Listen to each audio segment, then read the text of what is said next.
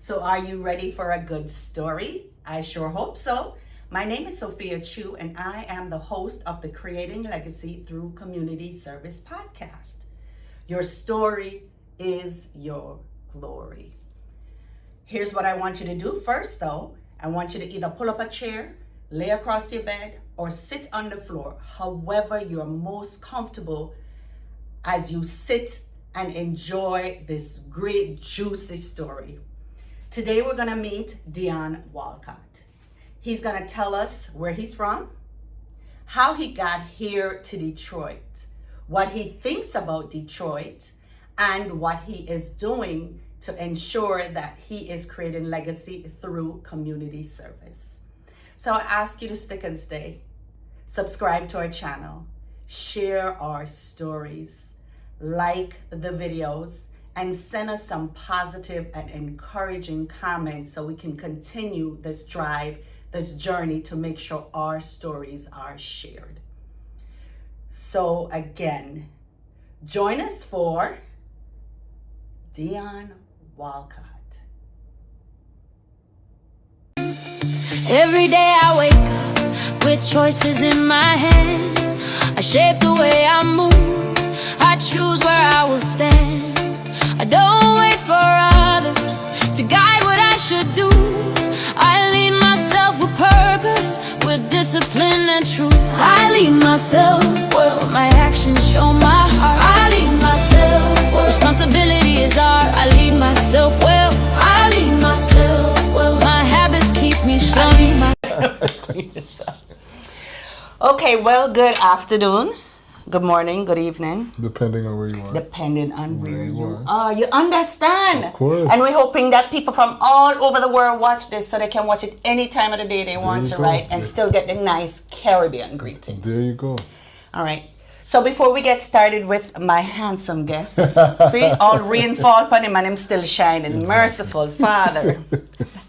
I want to ask you first to subscribe to our channel, like our videos, share our stories. It's very critical that you share our stories, and also leave some nice encouraging comments under our videos. So without further ado, welcome again to the Creating Legacy Through Community Service podcast, remembering that your story is your glory. So we're going to talk about all the glory with your story. Okay.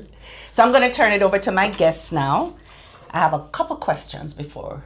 So like the formal introduction, right? For sure. So you have to tell us your name, if you have any nickname, pet name, aka aliases and all of them things there, because we know how Caribbean people roll. Yeah, it's very simple. Dion Dion Walcott is my name, but everyone calls me D. You know, I thought you was going something with kickers or sneaky link or none of that? No, D. Just D. D. I guarantee you'll be calling me D after this. I know. Right? I Be know. like, That's yo, very D, simple. what's happening? Yeah. Where are you from? That's a complicated question. You know? I know it is. Right? I was thinking about that today. Like, how do I answer that? I want all of it. So I want where you come from, where you went to, why you think you're that, the whole of it I want, sir. So I kind of answer this question this way. I was born in Canada. Okay. Right? But my mother and father are from Trinidad and Tobago. So I was raised Trini. Okay. But then I can identify as an American because of how long I've been in America doing the work that I do. Okay. So I feel like my core is Caribbean because that's how I was born and brought up. My mother still lives in Canada. Okay. My father lives in Tobago.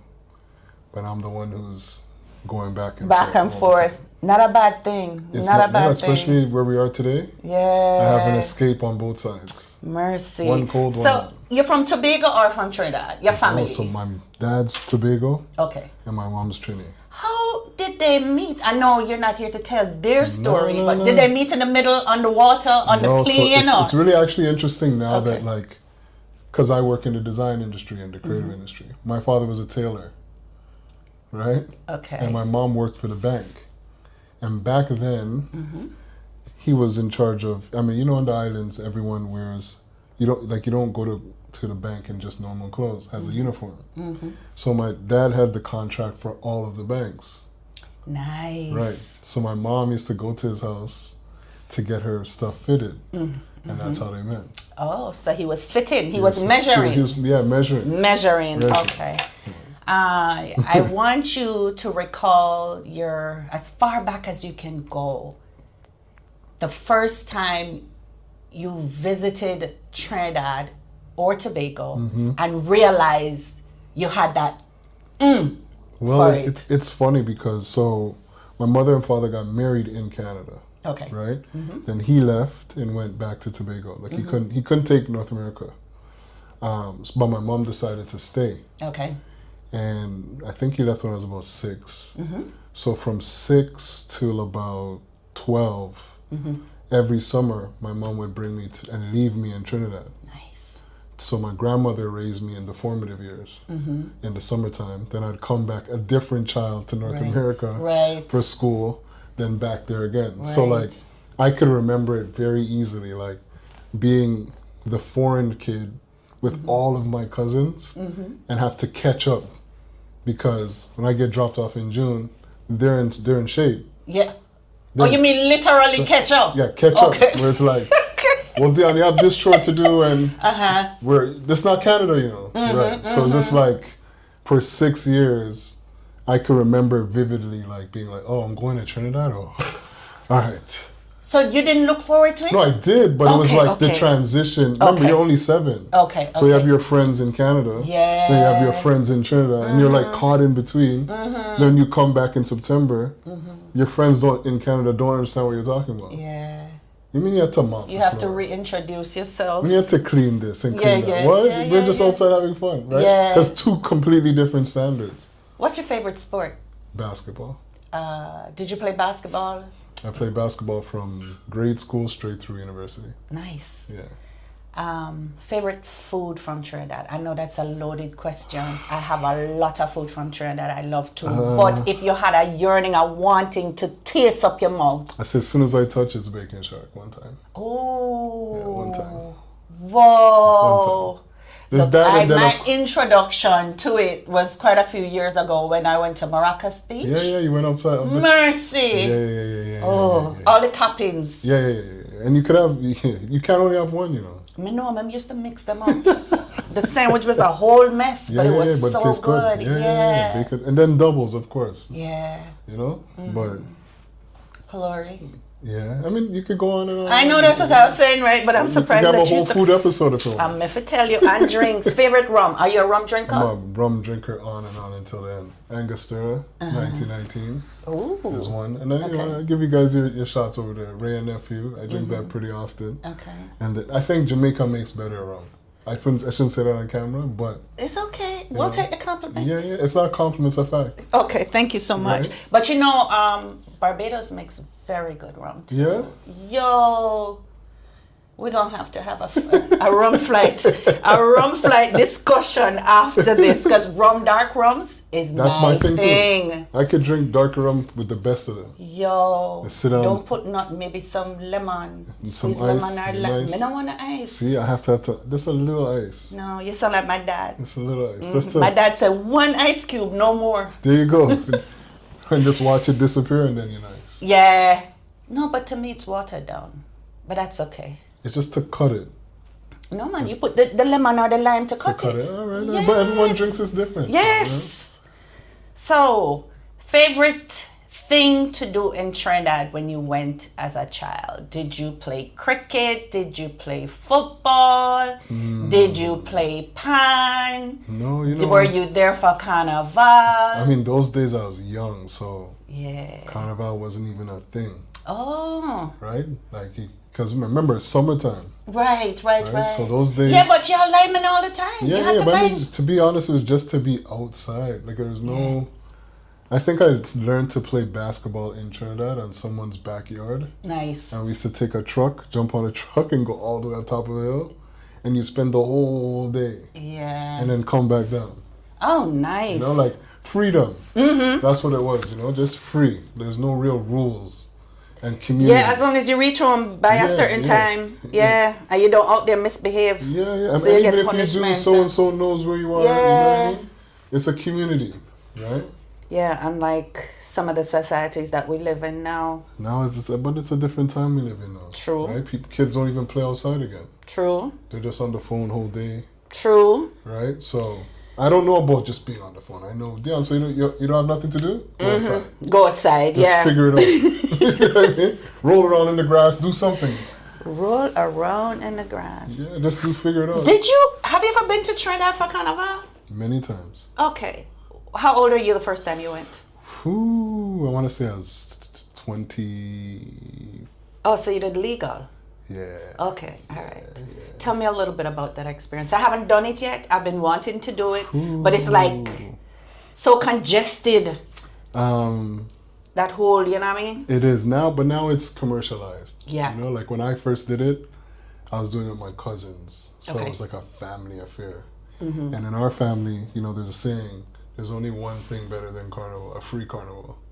Right? So what that meant is like, how could we storm the ban?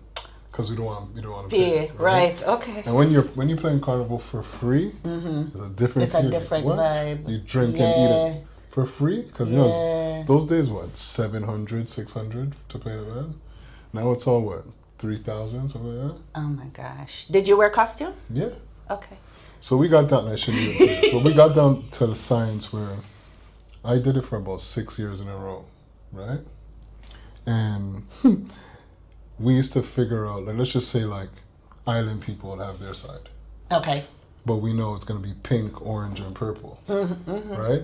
My cousin would find out, like, what's the costumes pants? I just go to Walmart, find the same color, organize, and just slide into the bar, slide into the band. So we had it down to a science.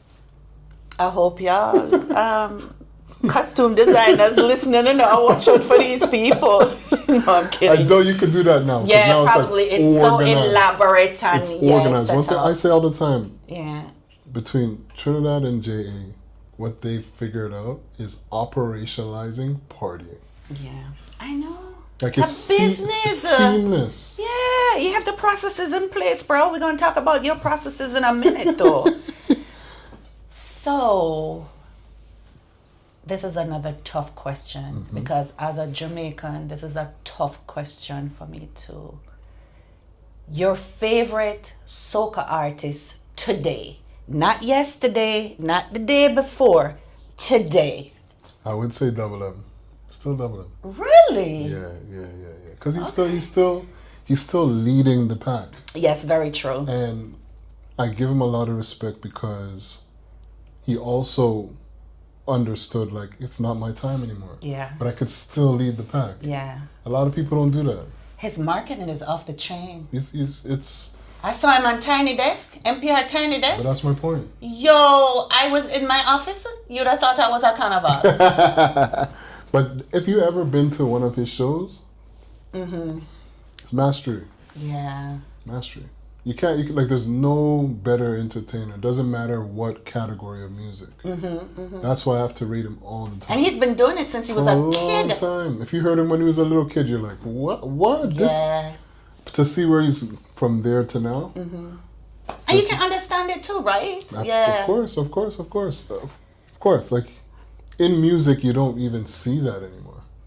Like, he has a full performance and he's still carrying on. It's not like he does, he's doing something, like he's actually working on the stage. Performing, yeah. Yeah, you have to give it to him.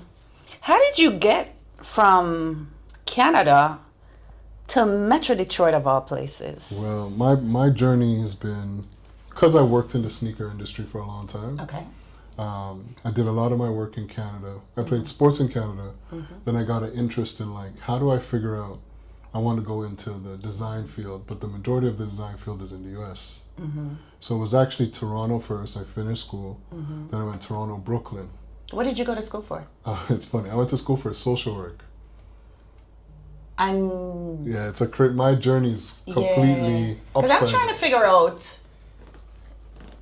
is it that you were wearing boring sneakers No. in school and you So decided it's- to hype them up? So here's what happens. Because Okay. in basketball, your off season, it's what you're wearing every day. Like, Okay. You know, what you wear to the gym versus what you're playing in. So I got into sneakers because of basketball. Okay. While I was playing basketball, the summertime, we had summer camps, which to me was babysitting, because you're really babysitting children, but you're also starting to understand children's makeup and all the messed up things that happen in their house. Right. I say all that to say, when I left college, I started doing social work. And my thing when I was a social worker was every day, pretty much every other day, I'd have different sneakers that I'd wear. Because that would be the language between me and the kids. Okay. And they'd be like, oh, he's just not a normal guy. He has the same shoes that I have on. So there's a language between us that you can't look at me and be like, he's just the teacher. It's like, no. If I'm wearing those and you're wearing those, we have something in common. Right. So that started to break the ice really, really fast. I did it for 10 years, right? I did it at the college level. Then I also went back down to the high school level. Okay. I was really passionate about the work. And so when I left college, I did something which is called First Generations. Okay. So the first generation, like you're the kid that's going to school for the first time in your whole family's career.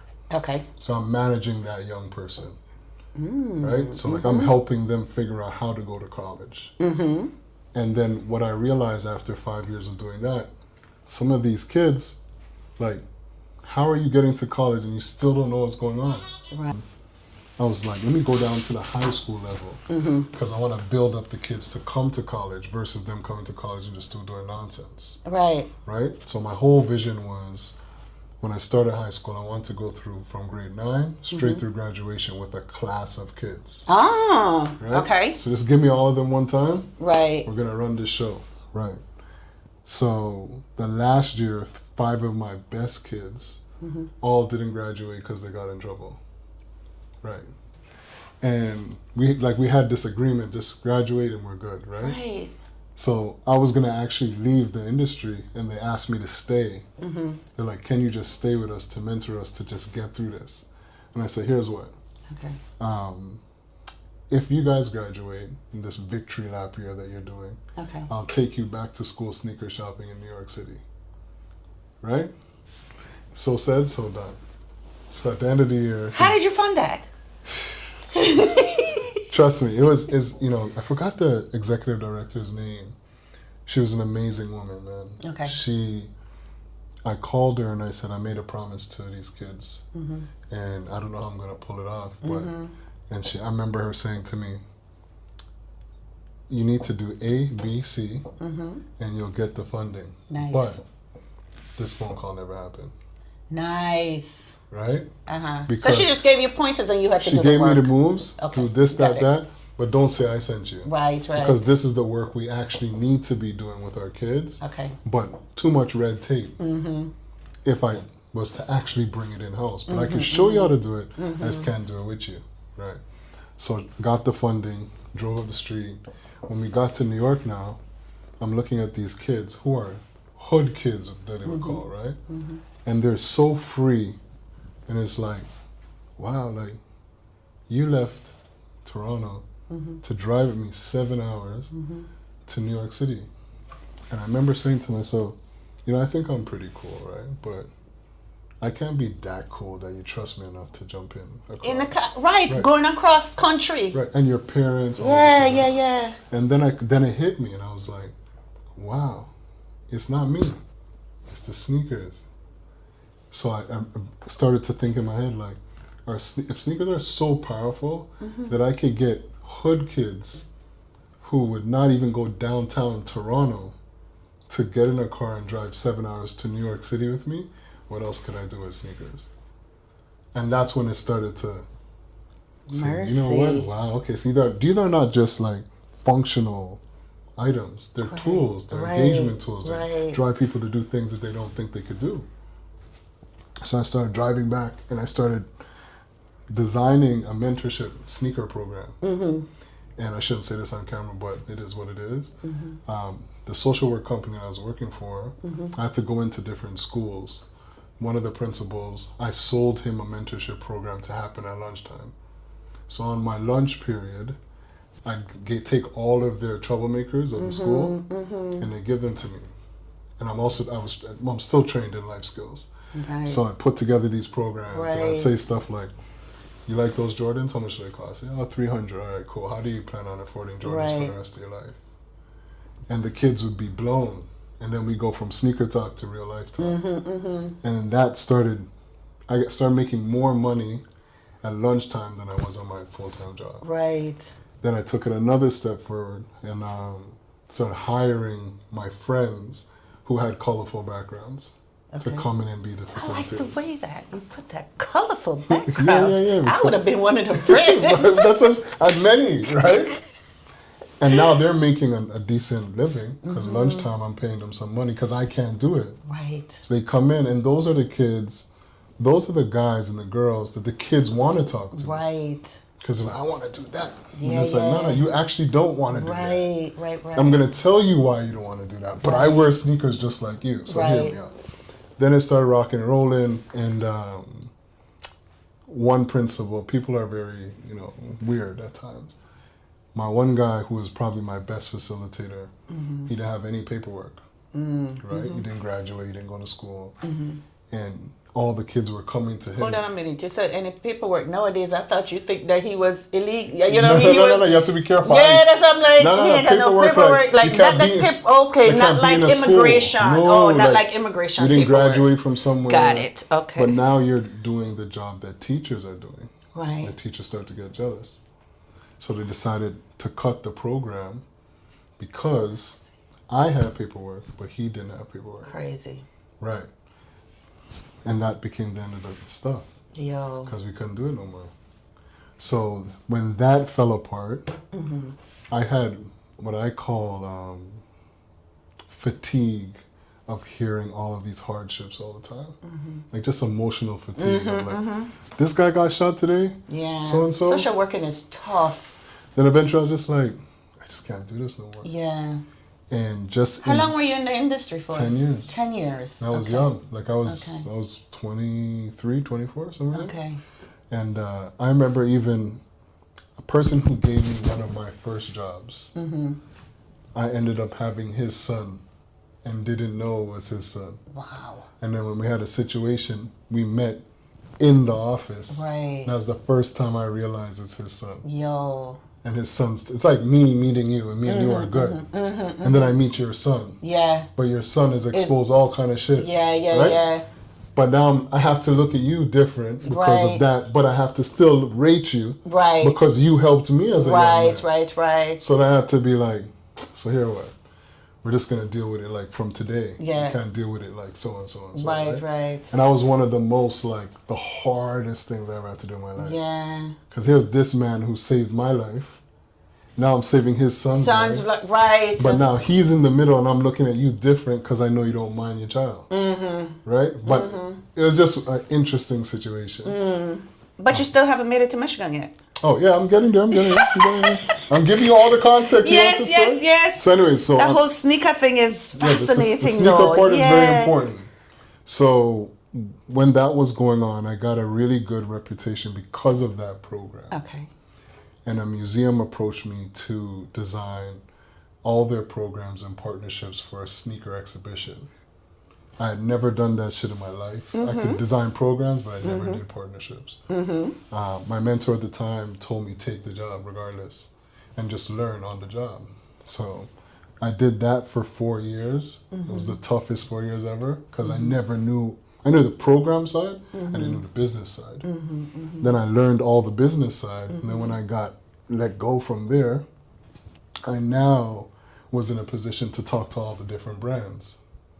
And that's how I went from Toronto to Brooklyn. Okay. Ooh, New York's involved. Okay. Yeah. So Brooklyn is what like got me into the U.S. initially. Okay. Because I was working with this place called Yellow Brick, which had a plethora of like sneaker design programs. Okay. And I was in charge of selling all of these programs, right? So I did that for 6 years. And then my mentor at the time, I met him in Detroit because I was doing some work in Detroit. Okay. And he was telling me he was going to reopen a historically black college. Okay. Here in Detroit, which is now called Pencil Lewis College. Yeah, Pencil Lewis. Like P-E-N-C-I-L? P-E-N-S-O-L-E. Oh, pencil. Yeah. Okay. Right. So that was my entryway into Detroit. Okay. So I came here, started working with the school, helped them, the team, to reopen the school, and then at the end of 5 years, I decided to try my own thing, which is now called Marked. Yeah. So that's how I got to Detroit. That's how you got to Detroit. And you've been here how long? This is going on, September will be 6 years. And how many Caribbean people have you met since you've been here? 6 years? You can count on one hand or on two hands? Maybe one-ish. One-ish? One-ish. Okay. How did you meet them? It's kind of crazy, man. And going to our thing, right? A good friend of mine, Al, still a good friend. He works with me on MySpace. Okay. We're doing some work at the school. We have to build out this pantry. Okay. Right? And everyone's serious, you know. This, that, measurement, this, that. And I can't remember exactly how it came up. And I said, man, it's hot today, or some shit I said. And I said, you know, I could take our A&F, you know. But I'm talking to myself. I'm not really broadcasting it. Right. And Al says, what did you say? And I said, I could take our A&F, you know, it's some coconut water. It's hot. And he's like, what do you know about A&F here? And I was like, what do I know about A&F? Right. And instantly, right there, it was like we spoke the same language. Yo. Right? Like instantly. And then like everyone in the room didn't understand what we were talking about. Right. So then after, it was supposed to be 45 minutes, right? Everyone leaves. I was like, yo, you got 5 minutes? I said, yeah. He said, yo, for real though, where you from? I said, Trinidad. So where you from? He said, Jay. So I said, and I said that as a joke. I said, I'm sorry to hear that. We have such great relationships. Right? And he just started to dive laughing. He's like, oh, so you're a real ass. And I was like, well, from you said you know about Ray and Nephew, I knew you're a good guy. Right. And we just started to laugh and joke and carry on. And I live right beside the school, right? Okay. So then he's like, yo, take my number. Boom, boom, boom. And he's like, yo, I'm going to check you one day and I'm going to catch you. And I said, you're going to catch me? Can't catch me? And it's jokes, right? So he called me maybe like 2 weeks later. He said, yo, what are you doing? I said, I'm at work. And he said, work? What's that? It's Friday. I said, so you saying, we still say it to this day, so you trying to take one? And he's like, one? We don't take one. I said, all right. You know I live across the street, right? Boom, next thing you know, he's at the house. Middle of the day. Yeah. Drinking It's Friday. rum. Yeah, drinking rum. And I said to him, let me ask you an important question. Is this the end of the day for you or you have to go back to work? He said, Dion, what kind of stupid question is that? Of course I have to go back to work. And I said, you see you?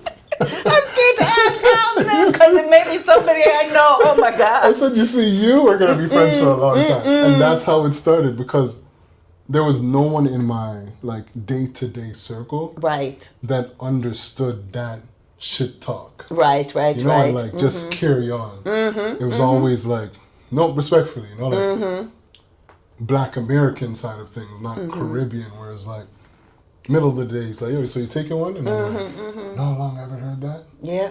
Because it's a different culture.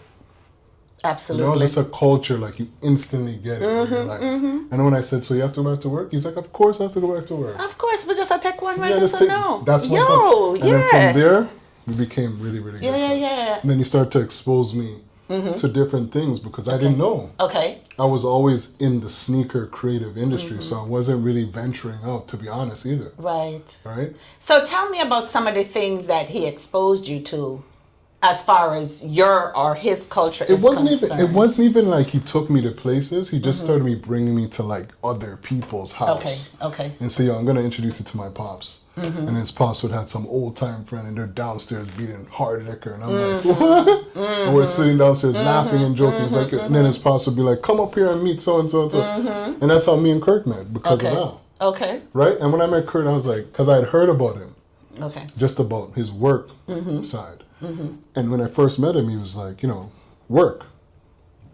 And then as we started to talk more, I was like, oh, so you're a real, like, you're an island man. And then he started to open yachty, yo. Right. And that's how we started. Yeah. Right. And that's how the conversation started because I said to him, I have a real interest in trying to do something for the Caribbean here because a lot of my friends from Toronto and New York come to see me here. And the first thing they touch is like, yo, so where's the Caribbean spot? There's no spots? And I'm like, there's a bunch of them. Right. Yeah. But at the time, but then I started looking at it from the business side of like, if I'm bringing people from different cities to check me, and their first question is, where's the place?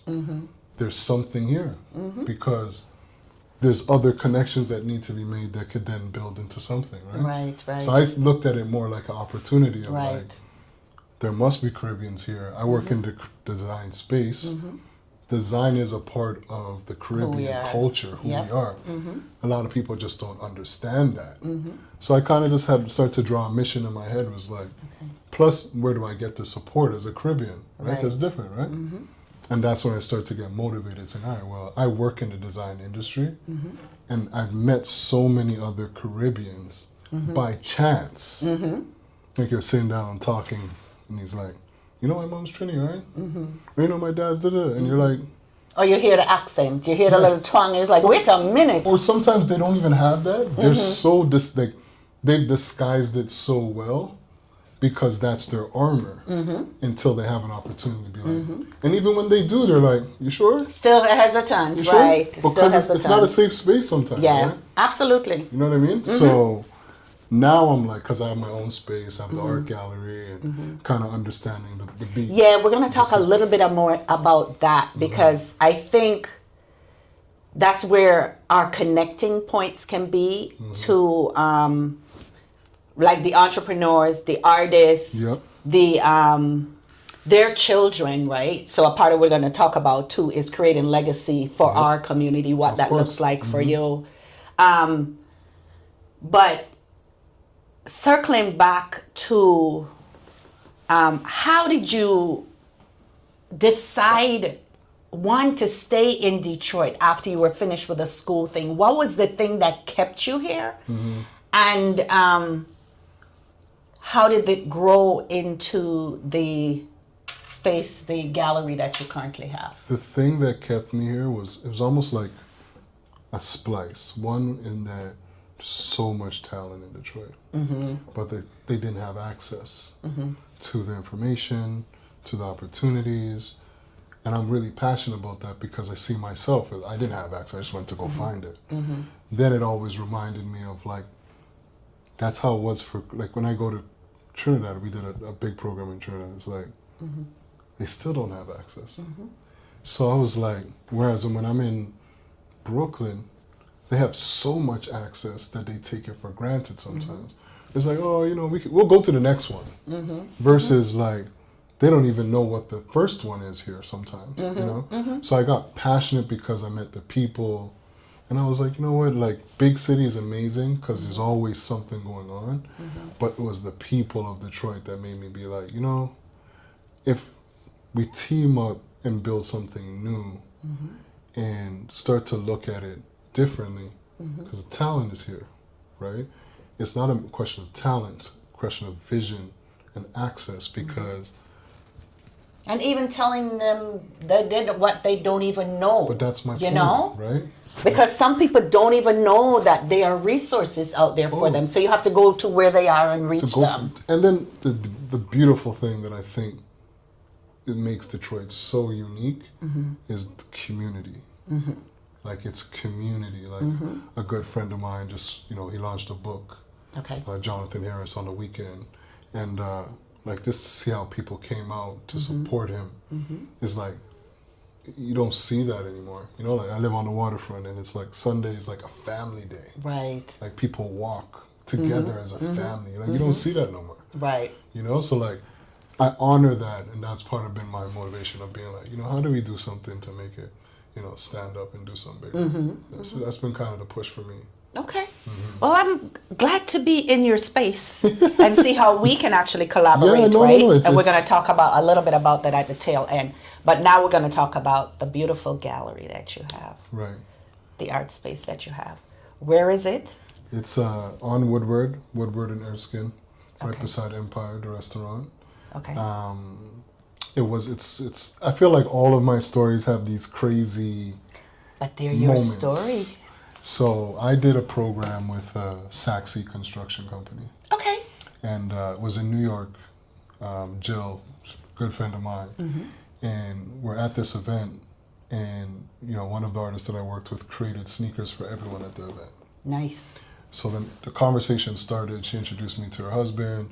One thing led to another, and she said, you know, as a construction company, we're doing well from, you know, the first floor up. And at the time, I didn't understand what that meant. Okay. I was like, what does that mean? She's like, we have all these commercial properties we just can't fill, right? And would you ever take a shot at doing something? Because, like, we have space. Nice. Right. Nice. Now, for me, my business brain is like, well, you're looking for me to get a lease. Right. Not doing that. Because the market, like, there's no money to be Right. right now. Anyways, long story short, there was a place called F45 is a gym. Okay. And they had a lease that they were paying that was going to expire at the end of the year of 25. Okay. And they're like, well, we have a unique opportunity for you. The lady paid up until the end of the year. Okay. So she owns the space. Okay. Maybe you could talk to her and you could work something out because it's just an eyesore. Nothing's in there, but she paid for it for the next 4 months. So I said, all right, you know, I shoot my shot. Right, right. Called the lady, we met. And the place was a disaster inside because no one's been in there for almost a year. Right? And it was a gym, so like imagine a gym just Right. terrible. At Bandon Gym. Yeah, terrible. Weights, all kind of rubbish on the floor. Really? Nonsense. Yeah. Wow. So when we met, she was like, what's your vision? And I was like, after working years in the industry, I've always had a vision of having like a creative YMCA. Because as a sports person, I could go to the YMCA and get a sweat and build my confidence with other players.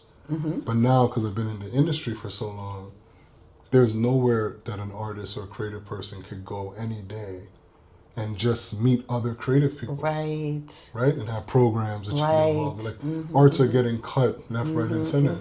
So I always had a vision of like, what if I had a store that like I could have art on the wall, but I could also program it Okay. so it comes as like a space where it's like access for creatives. Wow.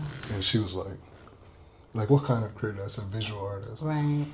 She ends up being a buyer. Her and her husband collect art. Wow. So here's what I'm gonna do for you. You gut out this whole place, and the place is yours. Because it's gonna be more expensive for us to gut it out Right.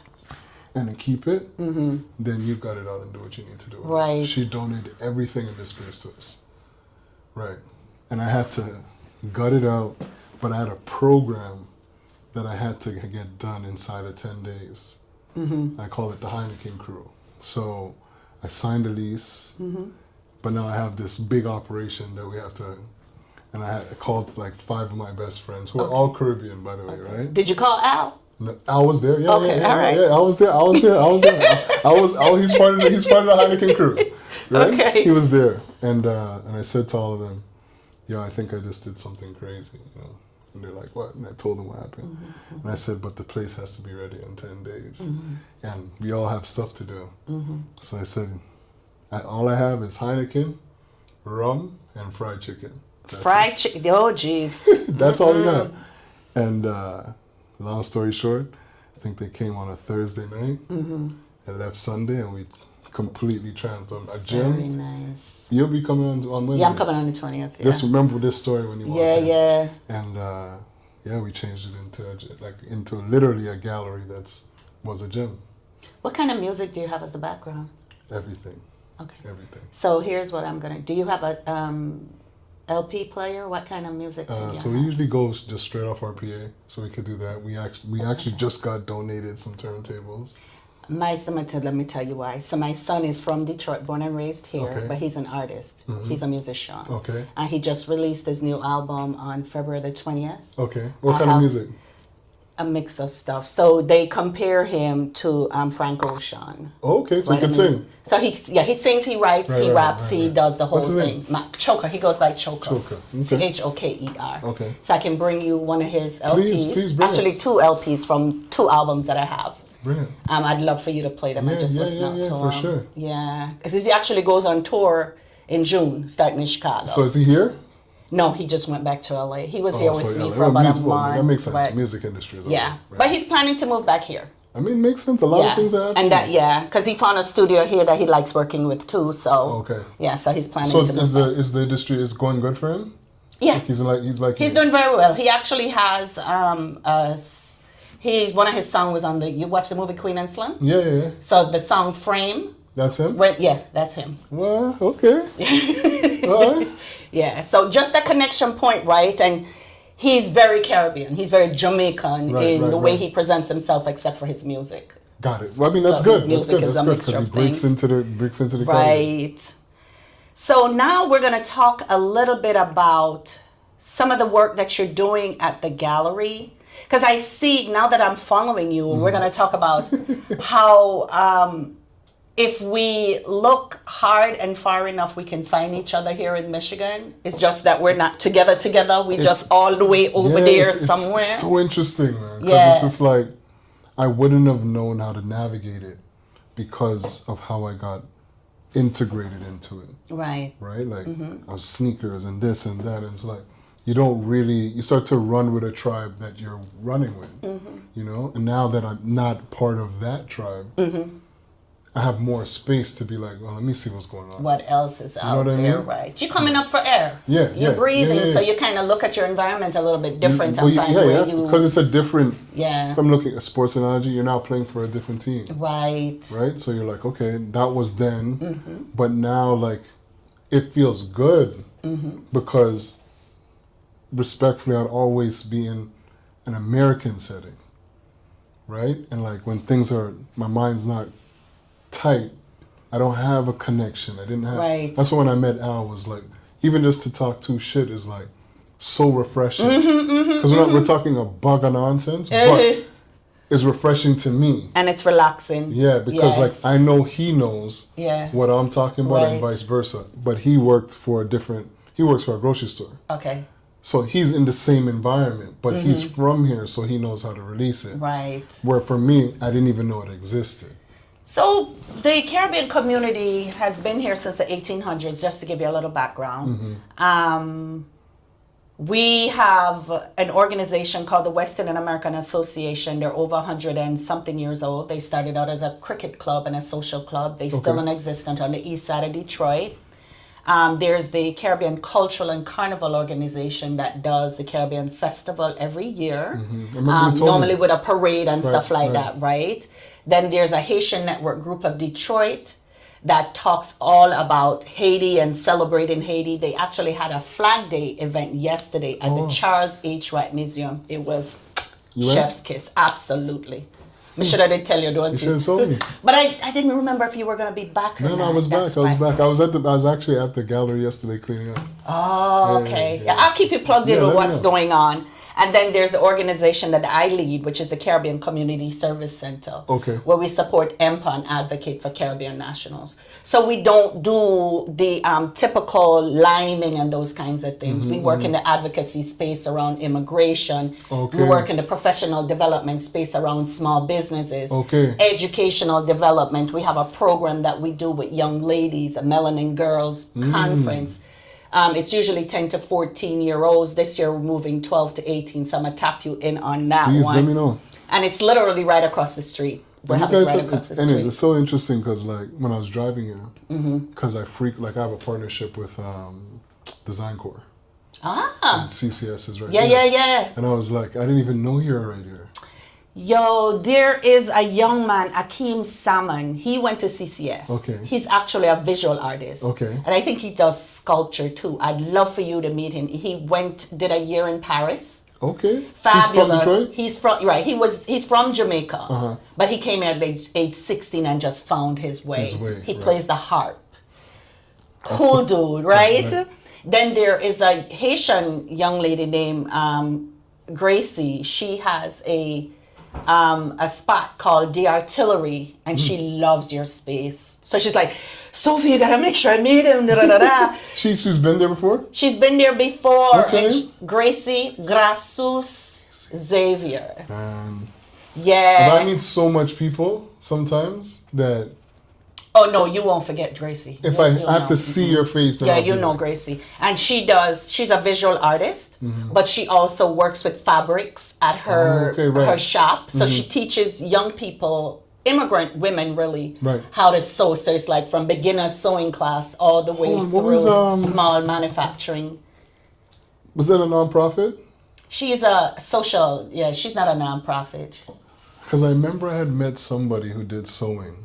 And I was like, because I brought my father to Detroit Okay. for the Isley Brothers concert. Ah. He's a man, he loves to sew. Yeah. And I was trying to remember but anyways. Yeah, it wouldn't have been her because Yeah. she would have remembered that. Yeah.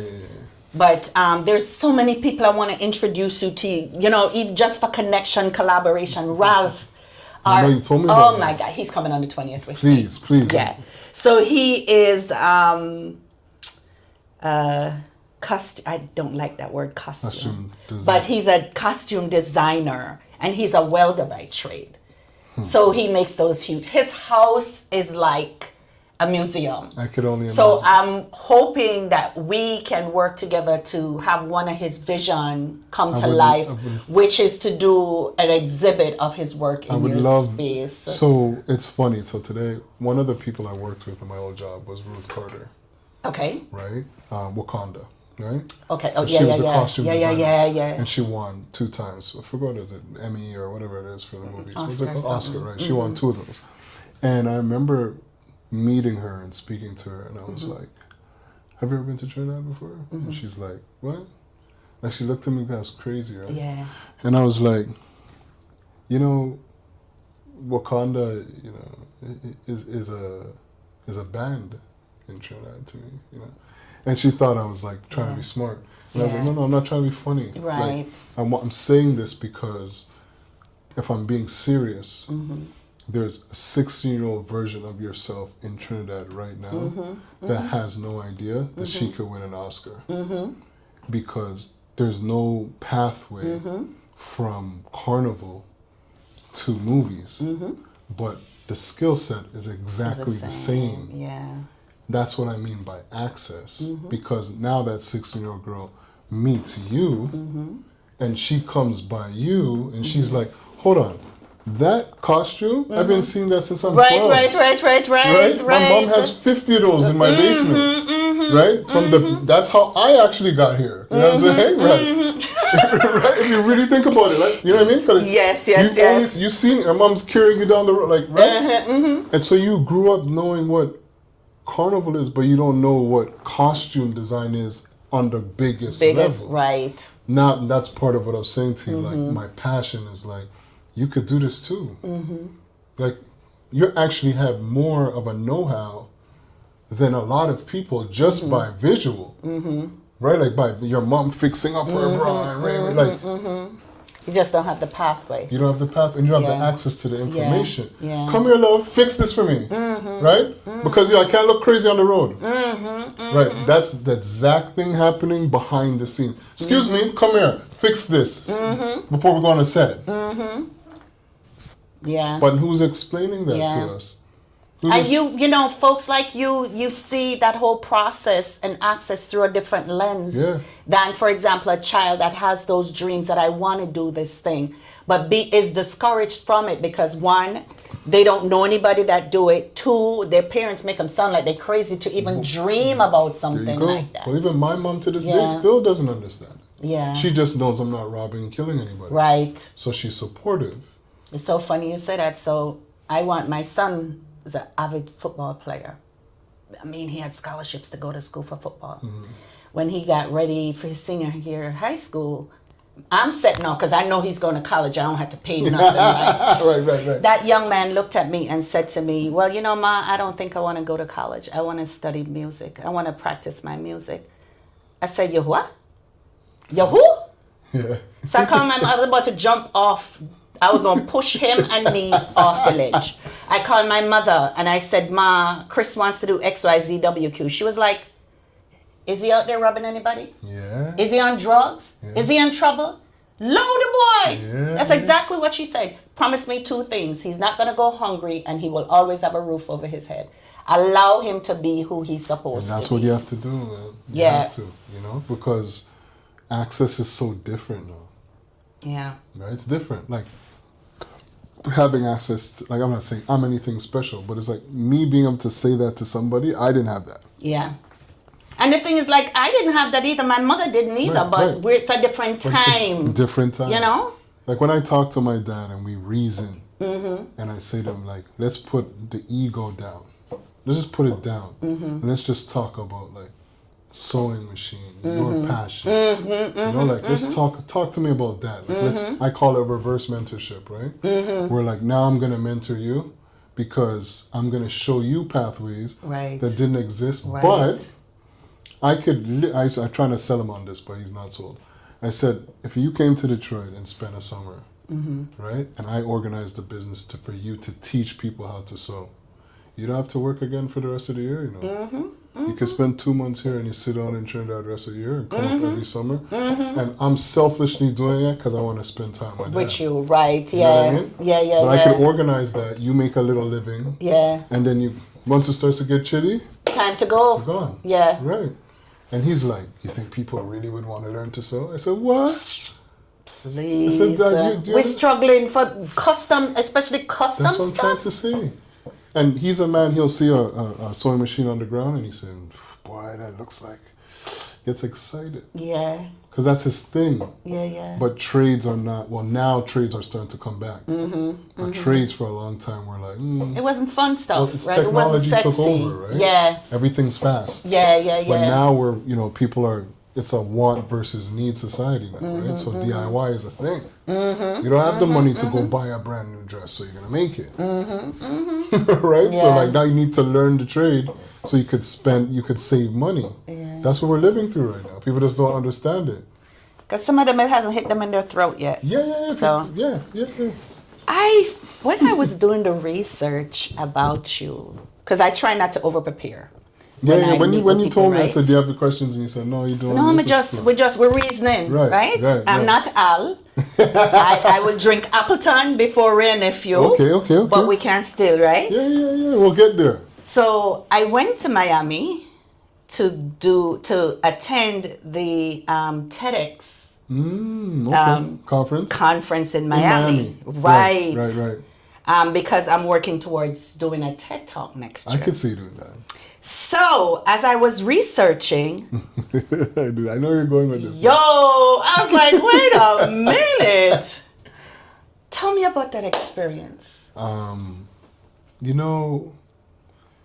It's nerve-wracking because, like what most people don't realize, you only have 8 minutes, right? Right. And the timer and you prepare for it. But the more you prepare for it, the more you get even more nervous because you're like, so at first I was going to do it very like, strategic and this.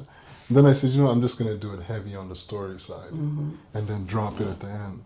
But it's interesting because like it feels like it's you and just a stage. And everyone's just looking at you. Yeah. And I have so much more respect for people who do that for a living. Yeah. Because like I think I had like I can't remember the speech, but I had one joke, and I was saying to myself, Dion, if this joke doesn't land, it's throw off the entire thing. It's done. Throw off the entire thing. You're finished.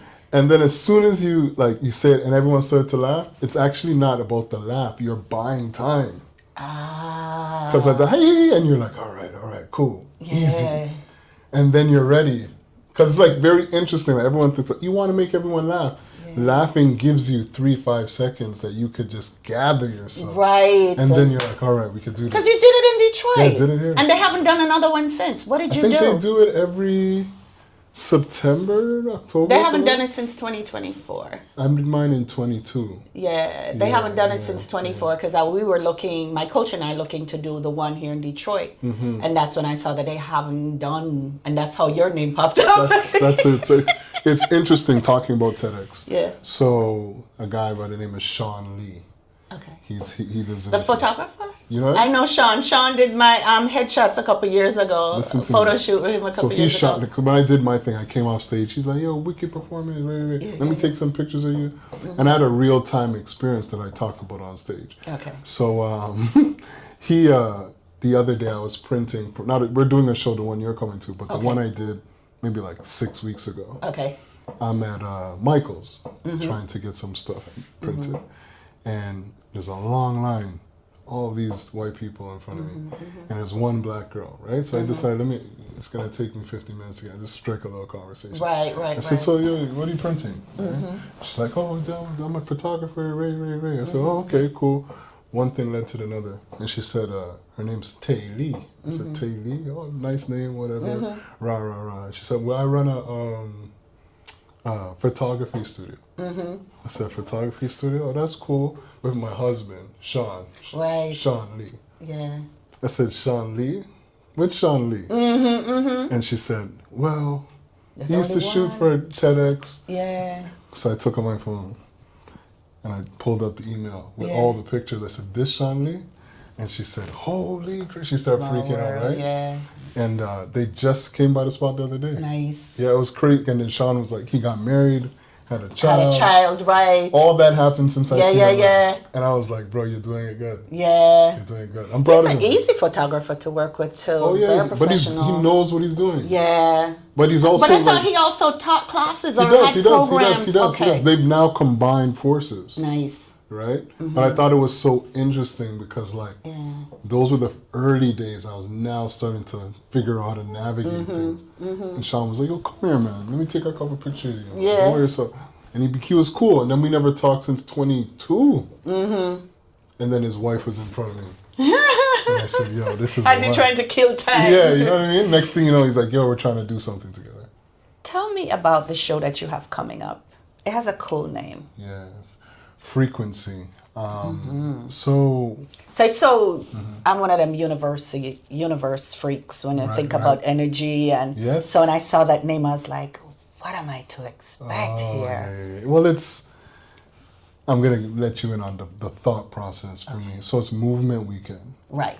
So music is obviously a theme, and you know, I won't say has been easy over the last 5-6 years because there's been challenges as well. But one of the things that I've learned is in order for us to be able to do anything, everyone has to be on the same frequency to build community, to provide access, to do all the things. Then because of Caribbean, there's Toronto, there's Brooklyn, and now there's Detroit. So my vision always was like, I call the 401 the cultural highway. Okay. Because people don't understand, like you could jump on that 3.5 hours and you're supposed to a completely different culture. And respectfully, likewise, because Toronto comes to Detroit, if you really spend time in Detroit, not just Detroit as like, oh, I'm coming to go downtown and get drunk, but go explore Detroit. It'll blow your mind how culturally it is, right? So I wanted to introduce the two cities and have art be the frequency that everybody's on.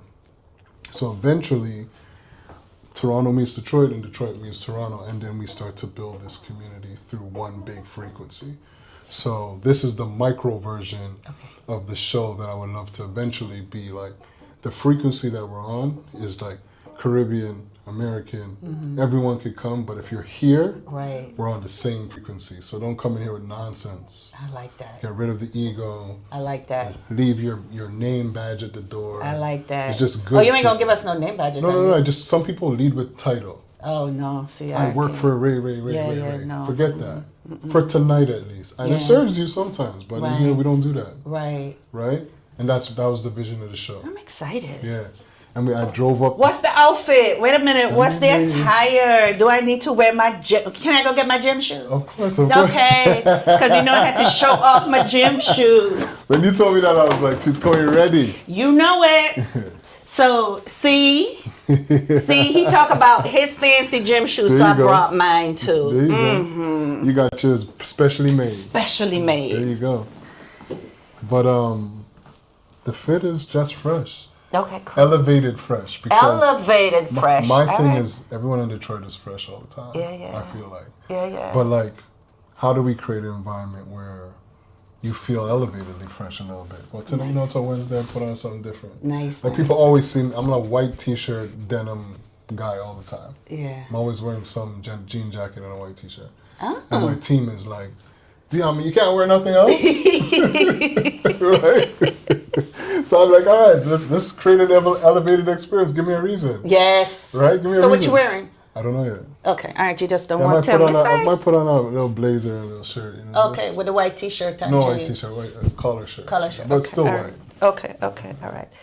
So, quick question. Yes. What does creating legacy through community service means to you? Creating, this is my newest answer, by the way, because it changed over time. Of course. Is I think focusing on infrastructure that can create something that stands strong after you've left it behind. Nice. Yeah. 'Cause And I feel also too, like, as Black people, you know, I've been blessed to work in probably one of the craziest industries called the sneaker industry. And when you, but I think what you do is so much more than sneaker no, industry, that's how it started. right? That's how it started. Yeah. But now where you realize, like, Black culture drives everything. Right. And, you know, the shitty part to me, I used to say this all the time, is like, what we've perfected is how to have a good time. Yeah. We Yep. perfected it. Yep. Right? And nothing wrong with that. Like, we've perfected it. Like, no one could do it better than us, right? But what we haven't perfected is, like, how do we build the structures so we can have a good time? You know, like, you're renting out another person's venue, and everyone's coming there. Labor Day weekend, Ray. And you made 20 G's tonight. Cool. Yeah. But you don't own the building. Right. Right? You still have to rent it. And that person's not coming to your party. Like, that person's getting their check. Sitting down, what you make money for them. Absolutely. Right. And so I've been real passionate about, like, because we've perfected how to have a good time, that's not going anywhere. Right. How do we start to build other structures so we can have a good time at our place? Right. Like Jonathan Harris, well, I was really proud of him this weekend. He dropped his coloring book. He rented out Howard Bookstore. Heard about that? Oh, yeah. Yeah, which is like a younger Black guy. And I thought it was amazing because the actual first time I seen in practice Black dollars staying black. Nice. And Because you know they say it don't stay long. It doesn't. Yeah. And I was like, if I buy this book right now, Yeah. it's black. And Yeah. I was like, how many times have I been involved in that? Not many. Yo. Yeah. Right? And it was just a simple thing, but I was like, But for you to even sit back and recognize it and be like, yo, because a lot of us don't even pay attention to that, I right? was like studying it because I'm like, Yeah. here's this young Black guy who owns a bookstore, or he inherited, I don't know the full story, right? But who cares? And he has books in there selling, pop, tea, all these things. And then John rented out his space. So, like, your dollar staying black. right there. Intentionally. Yeah. And I was like, wow, I have to buy something here. Yeah. Right? Yeah. And it was just like mind blowing, and that's why I think Detroit is so special, because that was Detroit. Like, the infrastructure's already here, right? Like, it's here already. Like, people have been doing that. Like, you think about it, like, the music industry here Hitsville was creative development towards making a hit. It wasn't just music, right? It's like, I'm gonna develop you as an artist in the back of another artist. So by the time it's your turn, you're on. You're right. And so on, and that's what's called yeah. Hitsville. Like, we just like keep banging hit after this, hit after hit. Yeah. and it's The musicians. but they're only thinking yeah. the music. They're not thinking like, no. Homeboy was in the back cleaning the house, learning. Hey, listen. But now, come here. Let me show you something. Right now, let me show you something. Went to stage into hit. But then you're like, okay, see this young lady right here? Her turn. But we don't have that no more. Yeah. Right? Because we're in a chicks get the bag culture, which is Yes, but as quick as you get it, you lose it if you don't have. But that's the thinking, right? Because it's also because of the internet, you can do that. Yeah. You don't have to learn the trades. You don't have to learn to talk to people. You could But just, that whole concept of AI too, I think that's, you know what I mean? Although it enhances what you're doing, right? You got to know what you're doing to begin with before you can use the enhancement. But see, that's how I know you're real, because, like, not everyone will say it that way. Yeah. Some people just looking at the cheat code and doing it that way. No, man. Suppose that fails. What happened? Your flat fall right by your ass. Yeah. And you don't even have nothing to get up Because on. you don't know. You have no choice. Yeah. But not everyone thinks like that. Because it's like, how do you get to go see Sophia? And it just gives you the answer. Versus like, let me try, and then if I couldn't get there, let me use this as a tool. Exactly. Right? Now people are just using that, not even using their brain again.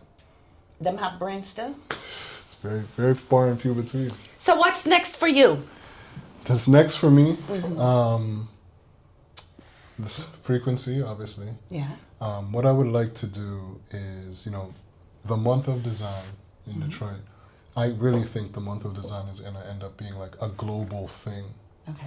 And if you look at the landscape of the month of design, and this is a bold statement, but I feel like there needs to be, not only for month of design in Detroit, there's no Caribbean something of design. Right? I would love to start this year, even if it's a Caribbean day of design. Okay. During the month of design. Of design, makes sense. Right? And then eventually turn that from a day into like several days. Right. Just have spaces, in the conversation we're having, like, Right. how do you start to give people access about what creativity as a career could look like with Caribbean descent? So I'm starting to get really passionate about that because my mom doesn't get it. Some of my peers still don't get it. Yeah. Right? And I'm just like, there needs to be a space where like we could do this. I get it. You know? Trust me, I get it. Yeah. There needs to be a space. So like I would love to, hopefully we could talk and figure out, could there be a Caribbean Day of Design during the month of design? Because UNESCO, like United Nations, recognized Detroit. But in recognizing Detroit, one of the blackest cities, there's no black something during the month of design. Which I think is interesting. Yeah. So there's actually other opportunities too, right?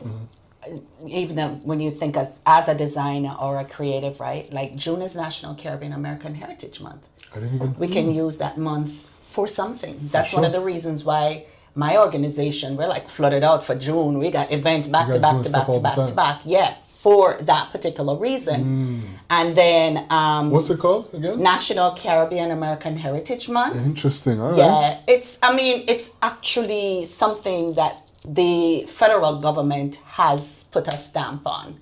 So it's been about 26, 27 years now. Wow. I can fill you in Please some more let me on know. that. Absolutely. And then Jeez, I wish I knew that. And then September is Immigrant Month.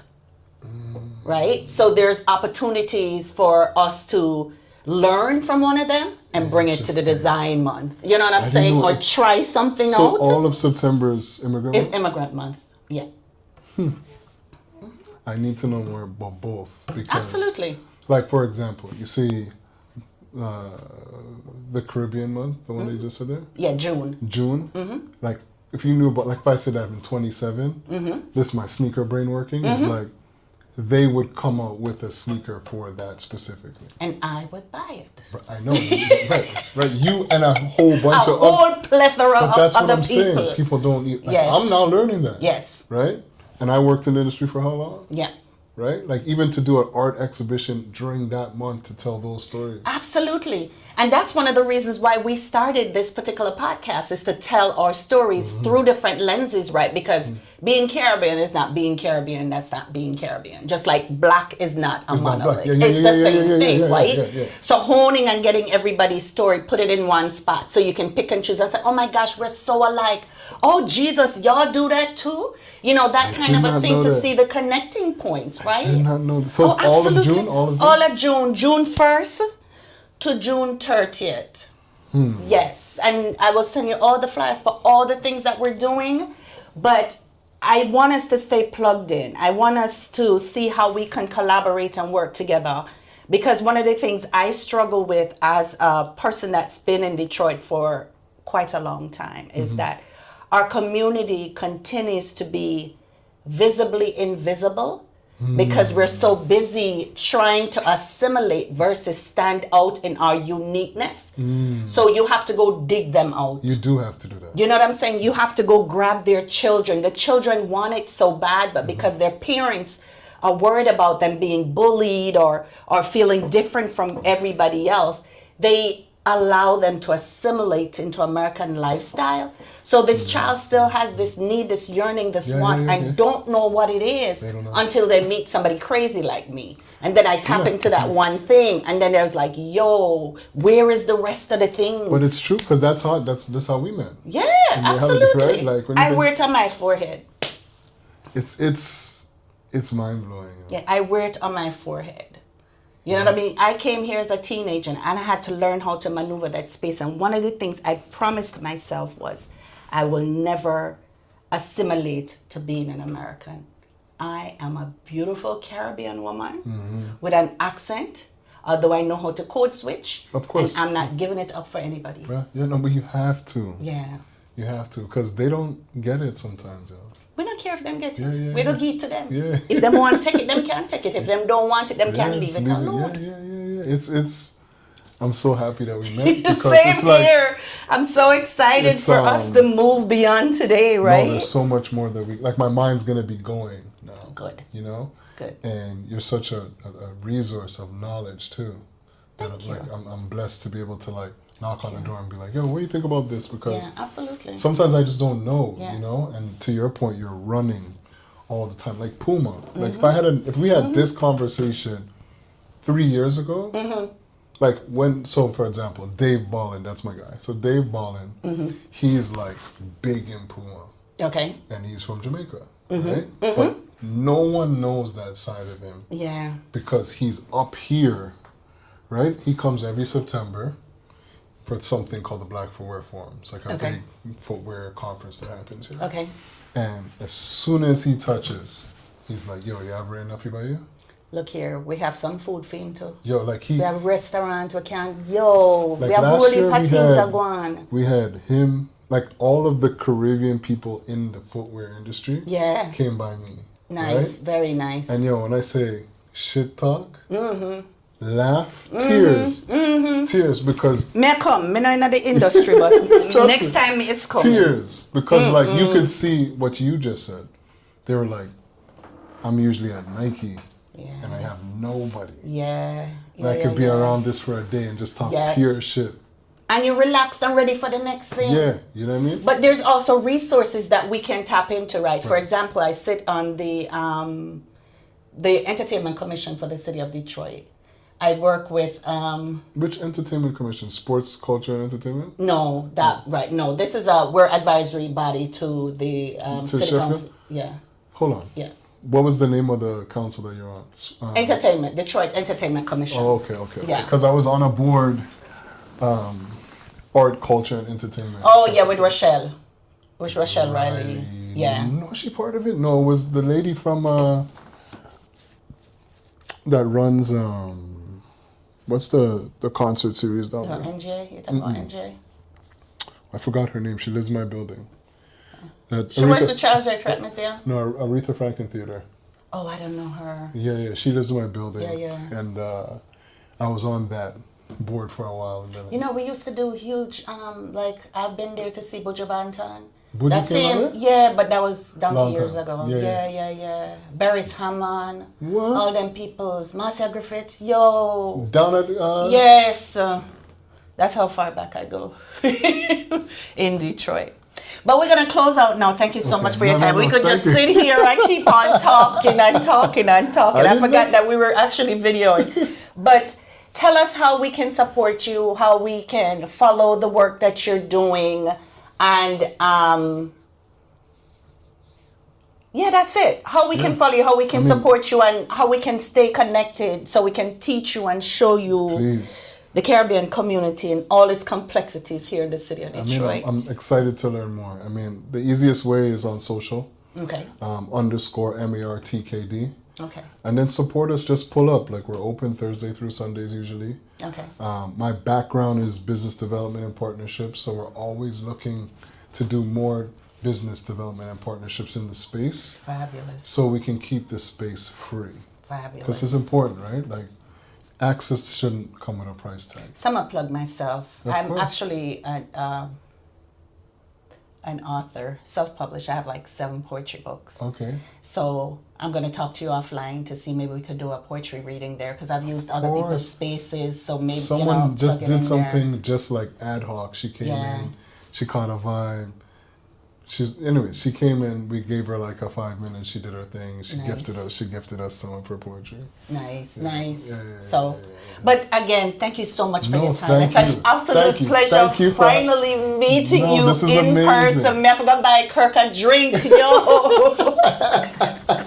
Kirk is the one, you know. Oh my gosh. So I hope you enjoyed his story. It was a pleasure sitting with Dion today, and we'll keep you abreast of what's going on in his world. We'll also have the link to his social, his website, and all that in the bio of the video. So again, until next time, peace. So I hope you stay to the end of the story. Now tell me what you think of Mr. Walcott. I loved his story, the way his creative mind works, and what he has done to enhance our creative experience here in Metro Detroit. Thank you again for hanging around, for subscribing to our channel, for sharing our stories, for leaving us some nice positive comments. And I hope to see you at the next storytelling session. So until then, peace. Every day I wake up with choices in my hand. I shape the way I move. I choose where I will stand. I don't wait for others to guide what I should do. I lead myself with purpose, with discipline and truth. I lead myself, well, my actions show my